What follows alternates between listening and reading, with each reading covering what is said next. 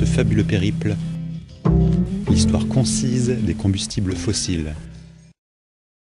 Tout a commencé par le Big Bang. Attendez, nous n'avons pas besoin de remonter si loin. La Terre s'est formée il y a 4,5 milliards d'années. Non, c'est encore trop loin. Essayons ceci. Nous sommes au Moyen-Âge, le peuple d'Angleterre est à court de bois de chauffe et commence à brûler le charbon. Mais ils extraient tout le charbon des sous-sols. Les mineurs creusent en profondeur, les mines de charbon se remplissent d'eau. Samuel Newcomb invente un nouveau moteur à vapeur qui marche au charbon, afin de pomper l'eau pour permettre aux mineurs de creuser. James Watt l'adapte pour être utilisé dans d'autres domaines. Voilà donc les ingrédients de la révolution industrielle. Des combustibles fossiles et une manière de les utiliser. C'est l'escalade. Les mineurs s'épuisent lors du transport du charbon. Les rails leur facilitent la tâche. Le chemin de fer naît de l'association des rails et du moteur à vapeur. Faraday développe le premier moteur électrique. Tesla invente le courant alternatif. Dès lors, les entreprises de travaux publics commencent à convertir le charbon en électricité. Pendant ce temps, Edwin Drake effectue le premier forage pétrolier en Pennsylvanie. Et Carl Daimler construit une automobile à essence. Le charbon, le goudron et le pétrole sont transformés en produits chimiques industriels et en produits pharmaceutiques qui allongent la durée de la vie.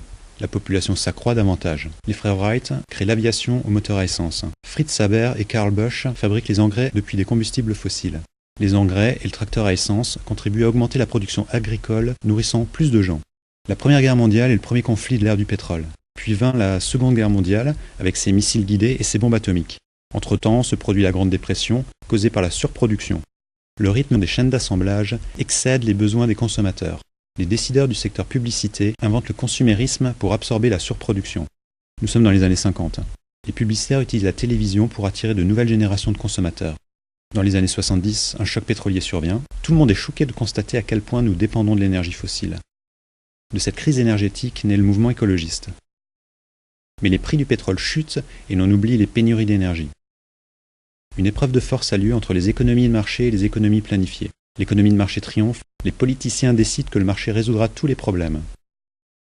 Les ordinateurs personnels font leur apparition, la mondialisation prend de l'ampleur lorsque le marché s'aperçoit que la main-d'œuvre est moins chère en Chine. Tout à coup, tout le monde dispose d'un téléphone portable, mais la production mondiale de pétrole stagne. La Chine utilise désormais la moitié de sa production mondiale de charbon pour fabriquer ses produits d'export. Mais où la Chine trouvera-t-elle plus de charbon et de pétrole pour entretenir sa croissance ?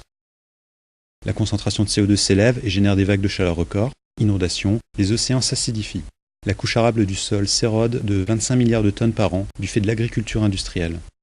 Les forêts ancestrales disparaissent, les espèces disparaissent 1000 fois plus vite que la normale, l'eau potable devient rare ou polluée, les compagnies pétrolières forent à des profondeurs records sous les mers, car le pétrole facile n'est plus, mais une plateforme explose et dégrade le golfe du Mexique. La production manufacturière se déplace vers les pays pollueurs où la main-d'œuvre est bon marché, tandis que l'Occident se transforme en casino. Le secteur financier constitue 40% de l'économie, mais Wall Street est surendetté. Les banques défaillent, le chômage explose, le robinet de crédit se ferme, l'économie est au bord du précipice. Nous arrivons au présent. Le chemin parcouru en 200 ans est fascinant. Cela équivaut simplement à 3 vies humaines, du début de l'industrialisation jusqu'à nos jours. Mais dans quelle direction allons-nous ? La population humaine ne peut pas doubler indéfiniment. Nous ne pouvons pas continuer à rejeter du carbone dans l'atmosphère.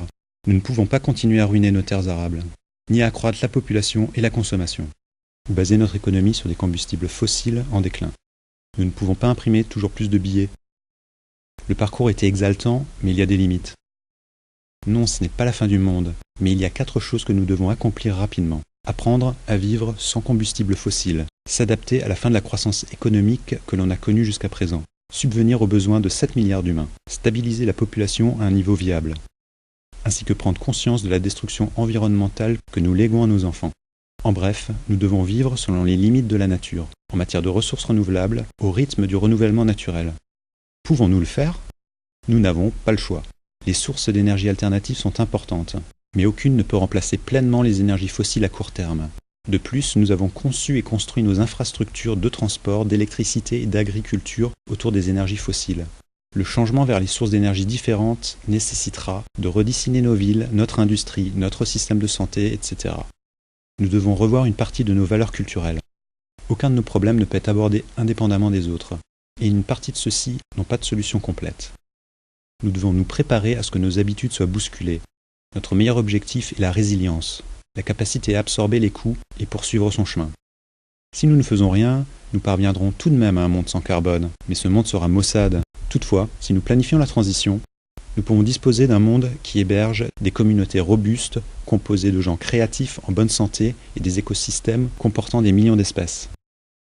D'une manière ou d'une autre, nous embarquons dans le périple d'une vie. Comprenez les problèmes et contribuez. Montons au créneau.